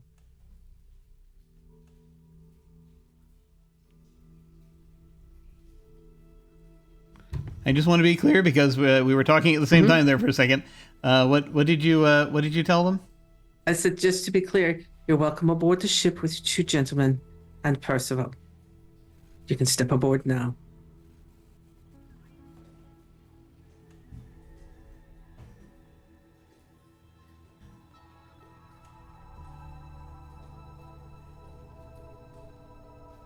Appreciated, Captain. She's not going to go. Appreciated. Yeah. But understand we're going to be stepping on and back off. Percival stays. He can't.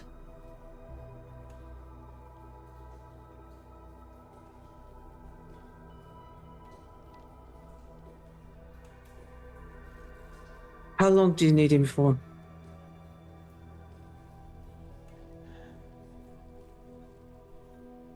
But given the situation, we're going to try to be as expedient as we can.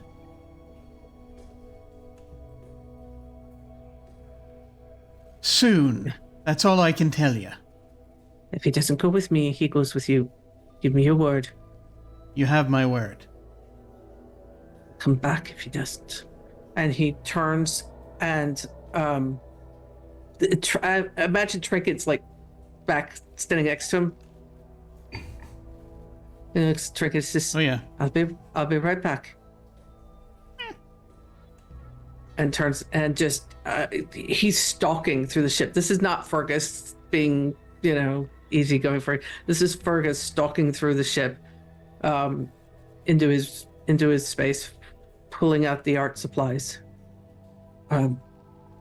He takes one book off the top because it's a book he wants to read, but leaves the others covering the stuff, and walks back to this. And walks over to Percival. Does not step off his game. Percival is gonna. Okay, well, are they? Yeah, they were gonna follow you on a bit since you'd invited them on, but. If you're not staying, you can stay there. Okay, all right. Percival is just sort of gives you this. I don't know how hard the look is to read that he gives you. To be perfectly honest. How about read another thought? That might be best here, just because this is complicated. Yeah. Okay. Well, let's he's hope giving that it's not exactly a pleading look, but it's not exactly a. Okay. All right, here we go. Fingers crossed. All right, I'll take an 8. 8. Okay. Read another's thoughts. Ask one anytime during the course of your interaction. One of these questions. What does Percival wish I'd do? Okay. What does he wish you'd do?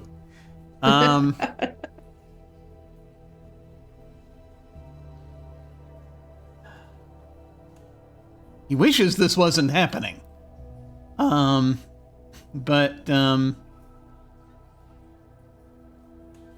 Yeah, I think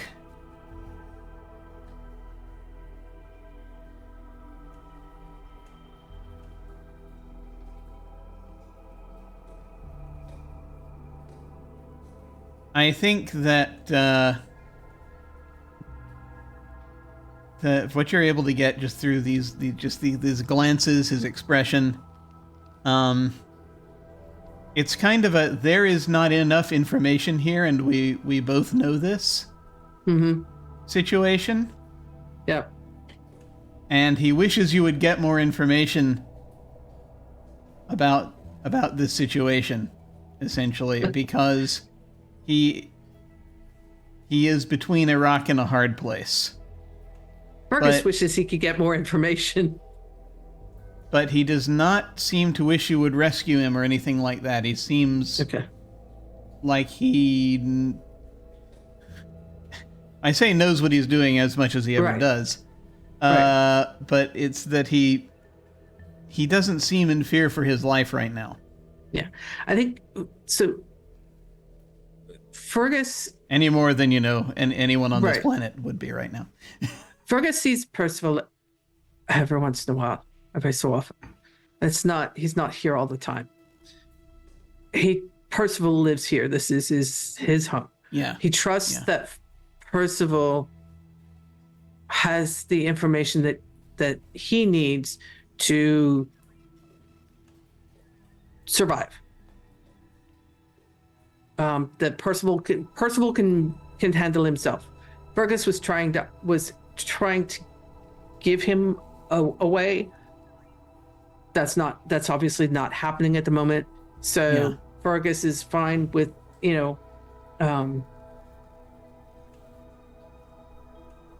going to take Quaid's word, and that she's given her word, and two, that Percival has been handling himself for quite some time, apparently, with these people. He knows the situation better than Fergus would. So Fergus will offer the box. He goes, your art supplies. Thank you. And he'll say, thank you. I see you soon. I mean, hopefully, I may be, but if not, I may be sending one of the lads your way, if you don't mind. And of when course. he's referring to, by the way, just to be clear, and because I realize we haven't talked about this yet, he does have kids, apparently. All right. I don't know if you have met.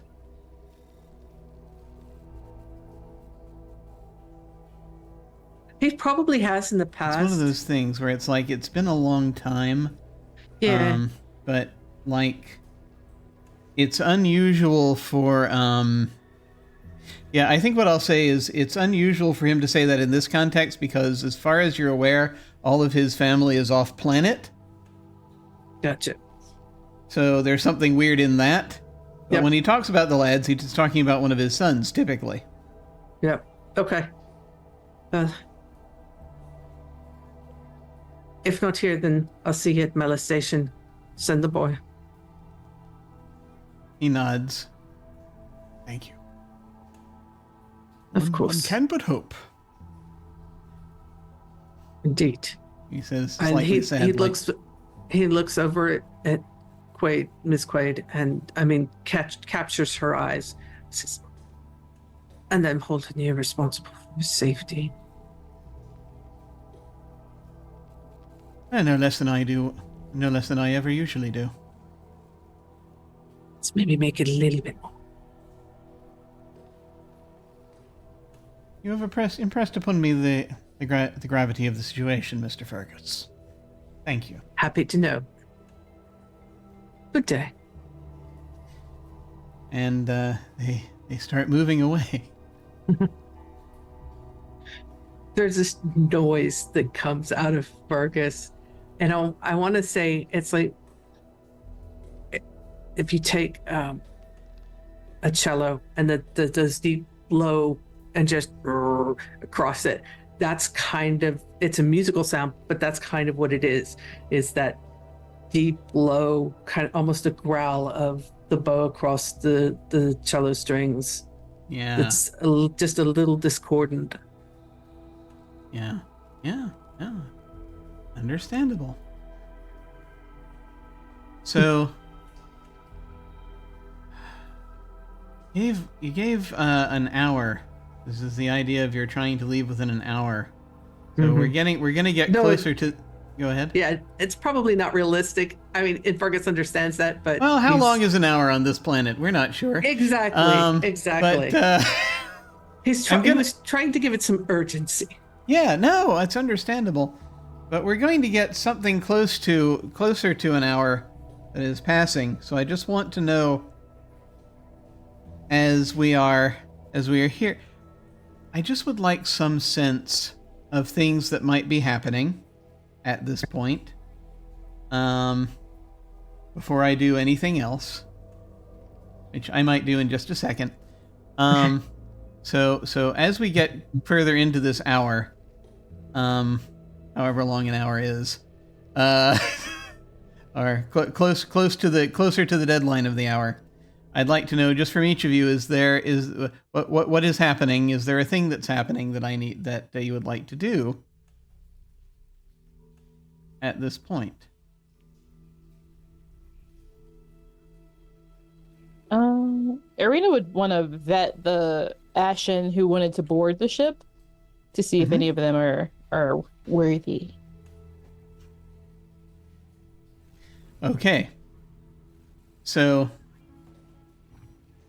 this will involve heading out of the ship and seeing if you can find them. Because given the circumstances, things that have happened, there's been a guard that's been passing through here regularly, so they have made themselves scarce. Oh. So I'm going to see if... Are you just going to be looking around, or is there some other means you want to try to contact them? Well, she's not supposed to leave this ship. Gotcha.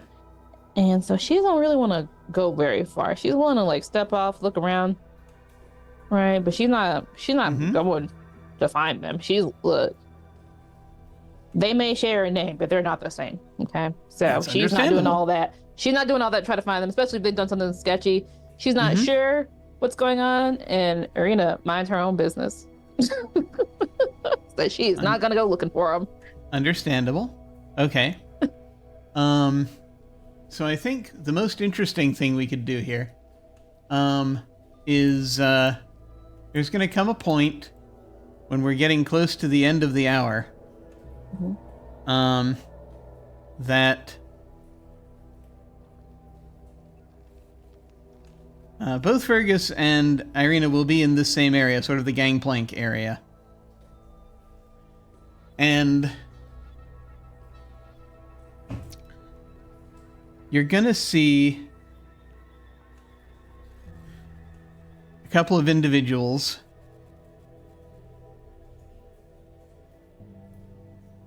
and I think they're wearing very simple clothing.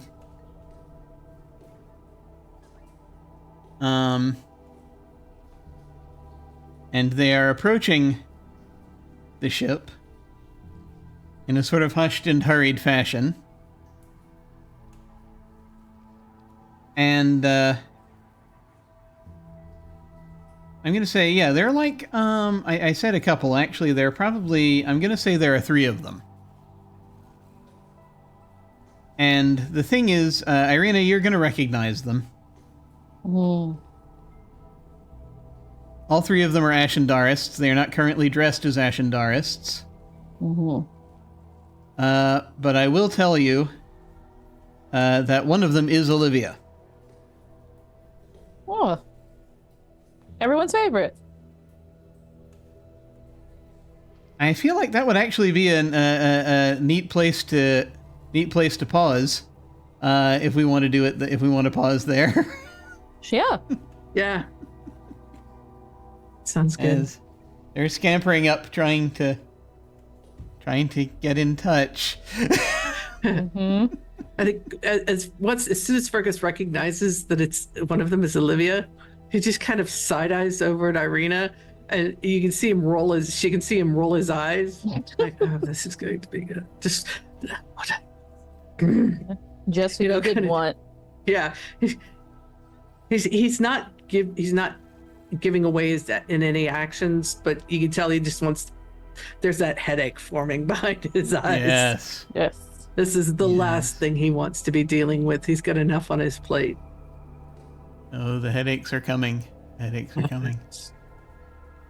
Awesome. All right. Cool. Are we okay to stop there? Is that all right with folks? Yeah. Yeah. Absolutely. Yeah. All right. Cool. Well, thank you all very much for playing. I very much appreciate it. This is becoming a very long night, but The longest night. Yes. These things, they happen. And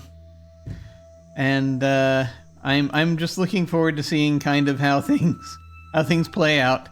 Hopefully we'll have more folks back so we can see all of the drama clash into each other. That'll be fun.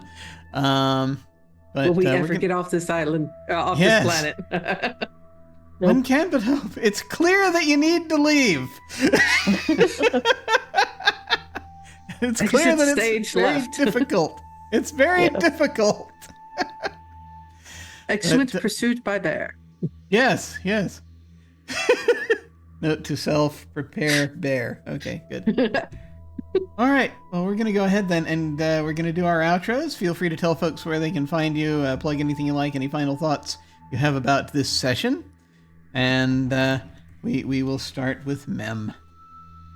Well, hi, I'm Mem. You can find me here and just here.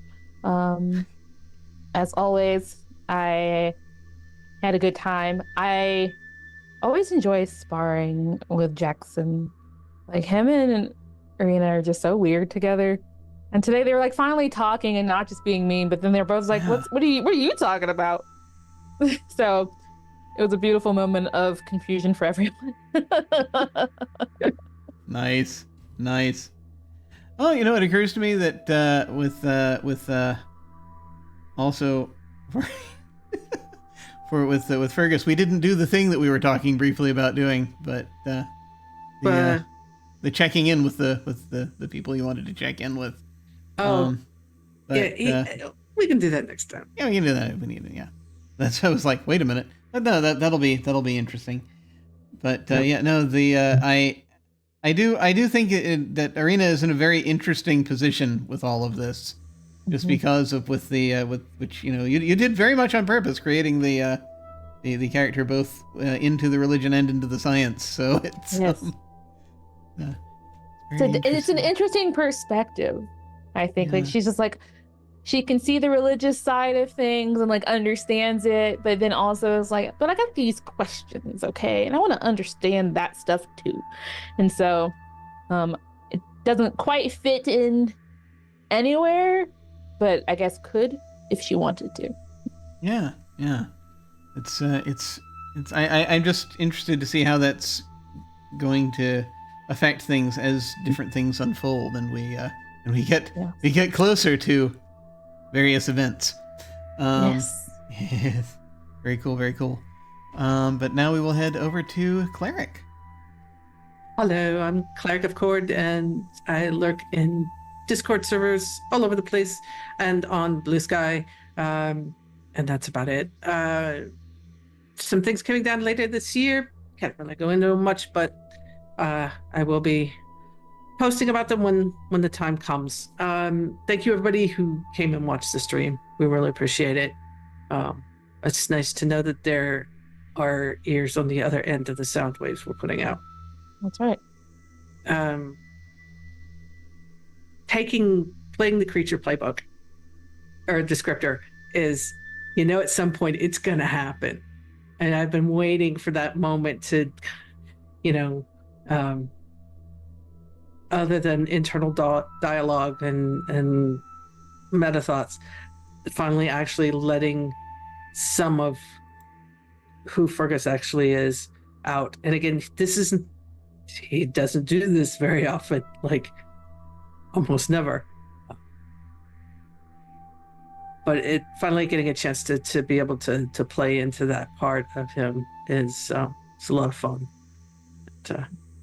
Blowing Arena's mind is always great. and honestly, I think if there's one person on this ship that he trusts outside of Trinket, it would be Irina. He sees Irina as being stable enough and having enough awareness of both the religion and the science to accept that those two get confused a lot, and that overlap doesn't really matter. You're just dealing with something that is beyond what humans are. And it can be very, very scary. Yes. No, I love that that's starting to come out. Yeah. And I was trying to think of an analogy for Ms. Quaid of what was coming, and the fly in the fly swatter was the only thing I could think of. Yeah, no, that works beautiful. though. Yeah. It was beautiful. I loved that. So very cool. So, and that's the thing. Word of the thread is getting out. There will be perhaps some unexpected consequences now, though, as things are getting worse. But as you know, sometimes, yeah, like, well, the word's getting out. Yeah, I mean, if mobilize. He's been trying to be as low key about it as he can. Mm-hmm. But he also knew that once he started being a little bit more let's just say, being a little less vague. Yes. Once he started being a little less vague, things were going to change, and that in of itself, I think, even more so than the sign and the announcement, are what is pushing his timeline to get off this planet. Yeah. Mhm. Yeah.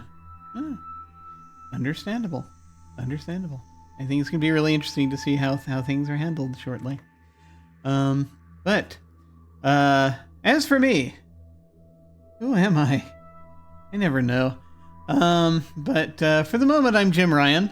You can find me at OtherDoc on Twitch, YouTube, and most social media platforms. Wherever I'm not OtherDoc, I'm Jim Yes That Jim. My website is jimyesthatjim.com, where you can find my Geek Observation podcast and links to my various other podcasts, audio dramas, writings, and such. Down below on Twitch, you can access my website, social media links, YouTube channel, and various other things. On Tuesday, so in just a couple of days, I'm going to be running a one-shot here of It Came from the Late Late Late Show, which is a game from the late 80s about actors playing characters in terrible B movies. The movie this Tuesday will be The Curse of Wolf Castle, and I'm very much looking forward to seeing how everything goes. I planned to run that about 30 years ago, and now finally I'm getting to do it. So, so you can get there in the end. But then on Thursday, we have let's see, on Thursday. Let me check which week it is, because there's a no, that's next week. Okay. So this Thursday, this Thursday evening, we have our Blades in the Dark campaign, which we're playing the Black Tie Bookkeepers gang, and we're doing a job, and I'm currently playing a different character because my main character is off resting, as one must do sometimes in Blades in the Dark when one accumulates too much stress. He's off teaching. He's off on a teaching bender. So that I think is going to be a lot of fun. We're stealing from the church again. What a surprise. And then, of course, 1 week from today, with any luck, we'll have more folks back and we'll do more of this, which I am very much looking forward to, because there's so much happening now, and I got to see what happens when the players come back together and things collide, because I think that's going to be delightful. So can't wait for that. But in the meantime, folks, we're probably going to go say hi to somebody in just a moment. We're going to go do a raid. Feel free to hang on if you're so inclined and say hi to them with us. That'll be when we hit the end card. In the meantime, folks, thank you very much for watching. Take care, and we will catch you next time. Farewell.